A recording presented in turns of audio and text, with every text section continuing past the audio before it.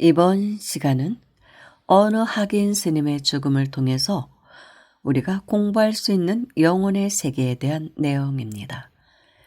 이 내용은 일타 큰 스님의 법문인데 굉장히 중요한 내용을 다루고 있습니다. 우리들은 사람이 죽으면 그때부터 어떤 현상이 펼쳐질까?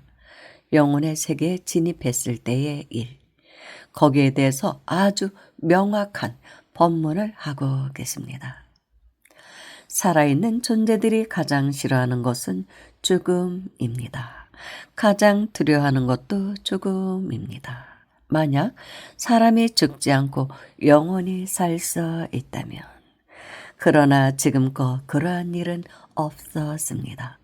태어난 존재에게는 반드시 죽음이 찾아들고 생겨난 것은 반드시 사라지게끔 되어 있습니다.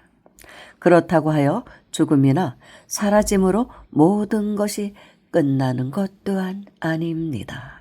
그것은 새로운 시작입니다. 죽음이 있기 때문에 새롭게 태어날 수 있는 것이지요. 그래서 옛 성현들은 죽음을 옷 갈아입는 일처럼 받아들였습니다. 옷을 오래 입어 낡았으니 새 옷으로 갈아입어야겠다며 담담히 받아들였던 것이죠. 마이카 시대인 요즘으로 말하면 오래 탄 헌차를 버리고 새 차로 바꾸어 타는 것이 죽음이요 환생으로 본 것이죠. 그럼 어떤 옷으로 갈아입고 어떤 차로 갈아타게 되는 것인가? 그 결정권은 나 스스로 지은 바 업이 쥐고 있다는 것입니다. 살아생전 내가 지은 행위, 내가 추구한 바를 쫓아 인연처를 구하는 것입니다. 극악의 죄를 지은 사람은 지옥으로, 한평생 좋은 일만 하고 산 사람은 천상의 세계로, 탐욕에 찌든 존재는 악귀의 옷을, 뚜렷한 원력을 세운 사람은 그 원을 이룰 수 있는 좋은 환경으로 나아가게 됩니다. 자기가 지은 업의 에너지가 맞는 사이클을 찾아 파고드는 것이죠. 그 모든 중생이 살아생전에 잘 살고 훌륭한 원을 세워 죽은 다음에 좋은 곳에 태어난다면 무슨 근심이 있으랴. 자신뿐만 아니라 가족, 이웃 모두가 편안한 마음을 가질 텐데요. 하지만 죽은 사람의 한평생 업을 살펴볼 때 자유롭고 좋은 세상에 가지 못할 것 같은 느낌이 드는 경우도 많고, 망인이 좋게 환생할 것 같기는 하지만 보다 더 좋은 세계로 나아갔으면 하는 바람을 뒤에 남은 사람들은 갖기 마련입니다. 이러한 중생의 열망에 응하여 부처님께서 설하신 것이 천도법입니다. 불보살의 크나큰 자비를 근거로 삼아 죽은 이를 보다 좋은 세계로 나아갈 수 있도록 인도하는 영가천도의 묘법이 우리 불교 집안에 마련되어 있습니다. 이제 구체적인 영가천도 기도법을 이야기하기 전에 한 편의 이야기를 통하여 우리가 꼭 알아두어야 할 영가에 대한 기본 상식 몇 가지를 살펴봅시다. 수십 년 전 합천 해인사에서 있었던 일입니다. 강원의 학생들이 가을 수학철에 장경각 뒤쪽에 잣나무 숲으로 잣을 따러 갔습니다. 그런데 잣나무가 워낙 높아 한 나무에 올라갔다가 다시 내려와서 다른 나무로 올라가려면 힘이 드니까 몸이 재빠른 학인들은 가지를 타고 이 나무에서 저 나무로 그냥 건너뛰는 일이 많았습니다. 그날도 그렇게 잣을 따다가 한 학인이 자칫 실수하여 나무 밑으로 떨어지고 말았습니다. 마침 그 밑에 낙엽이 수북이 쌓여 있어 몸에 상처는 입지 않았지만 완전히 숨이 끊어지고 말았습니다. 그러나 그 학인은 자기가 죽은 것을 알지 못하였습니다. 다만 순간 어머님이 보고 싶다는 생각이 일어났고 그 생각이 일어나자 그는 이미 속가의 집에 들어서고 있었습니다. 그는 배가 많이 고픈 상태에서 죽었기 때문에 집에 들어서자마자 길쌈을 하고 있는 누나의 등을 짚으며 밥을 달라고 하였습니다. 그런데 이게 어찌된 일인가요?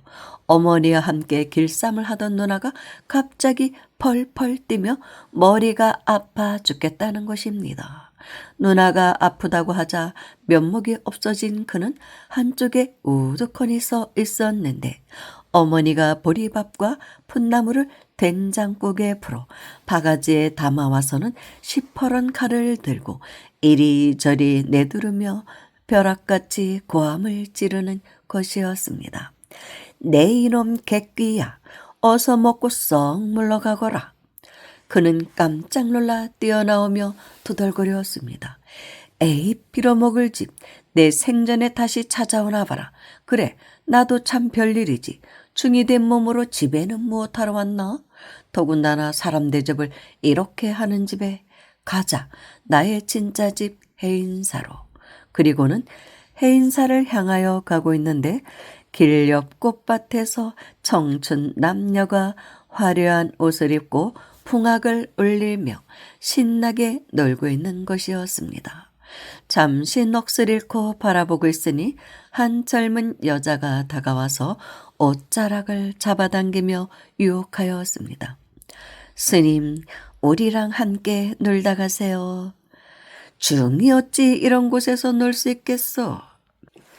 에이, 그놈의 중 간이 적어서 평생 중질밖에 못해 먹겠다. 사양을 하고 돌아서는 그를 보고 여인은 욕을 퍼부었다.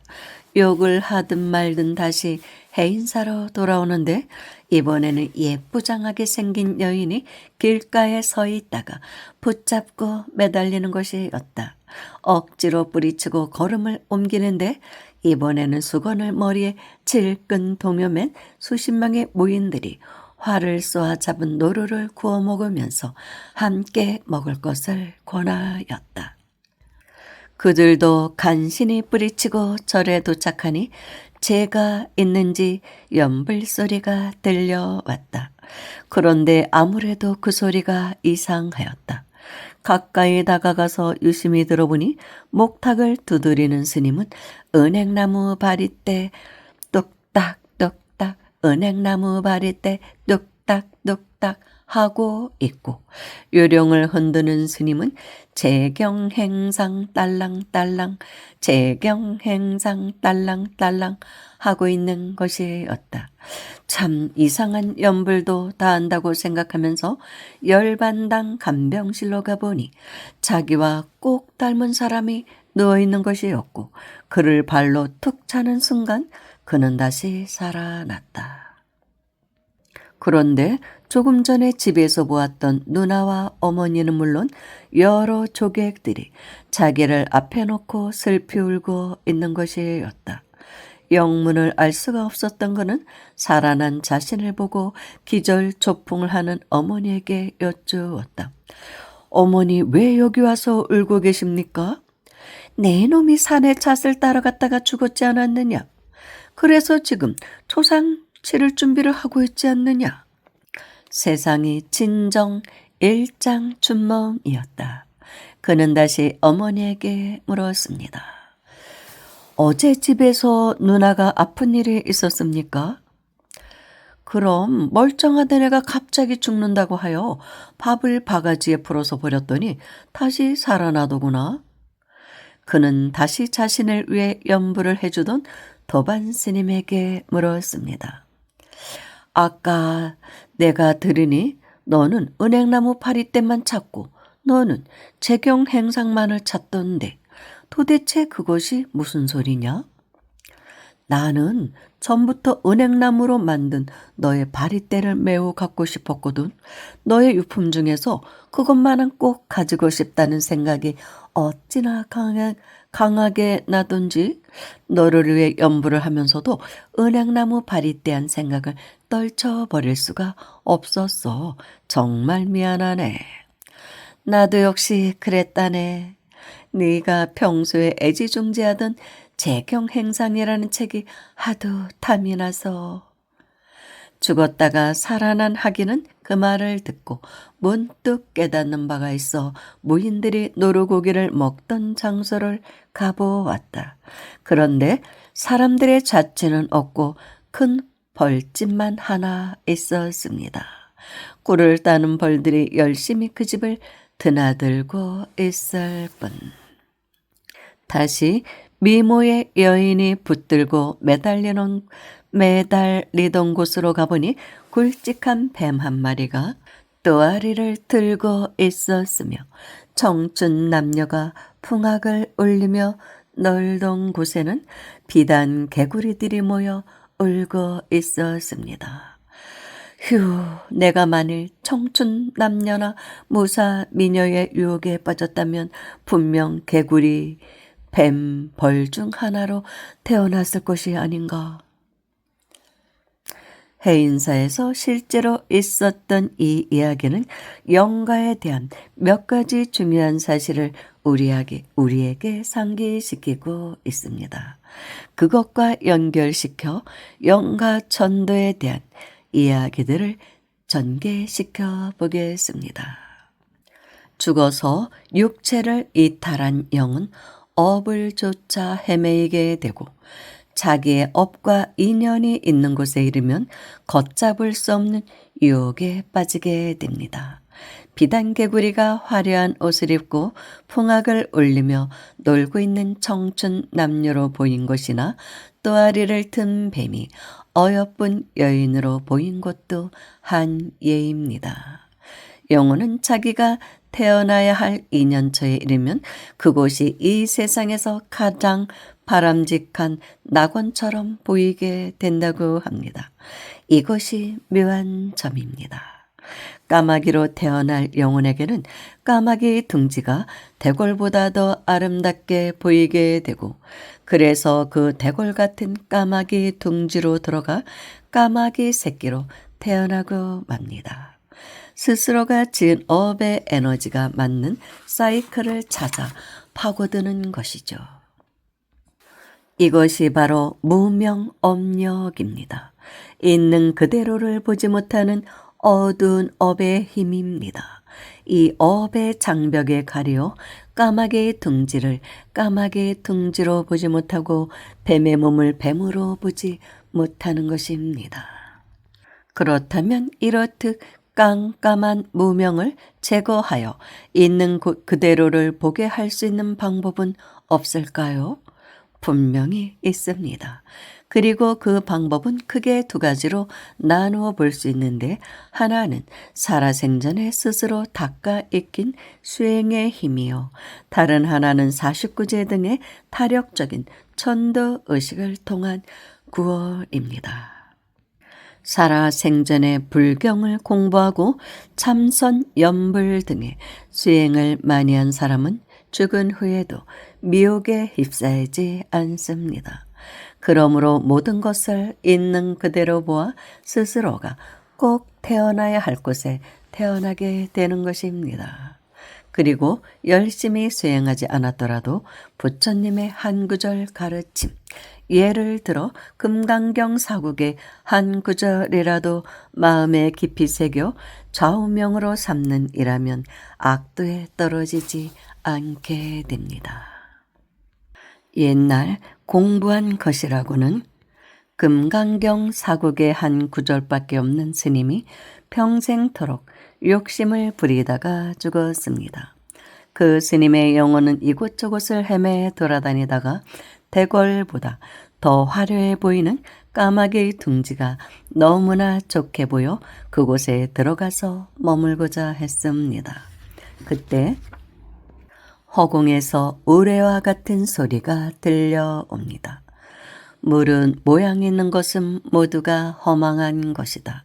만약 모양 있는 것이 모양 아닌 줄 알면 곧바로 부처님을 보리라. 즉 범서유상, 계시오망, 약견, 재상, 비상, 즉견, 열애. 그대가 평소에 이 개송 하나만은 부지런히 외웠거늘 어찌 까마귀 둥지를 대골보다 더 좋게 보고 들어가려 하느냐. 눈을 떠라, 눈을 떠라. 한번 그곳에 빠져들면 영원히 헤어나기 힘드느니라. 이런 소리가 들려왔던 것이죠. 허공에서. 그 소리를 듣고 스님은 까마귀 둥지를 벗어나 새롭게 발심하고 불법을 잘 닦을 수 있는 인연처를 찾아 태어났다고 합니다.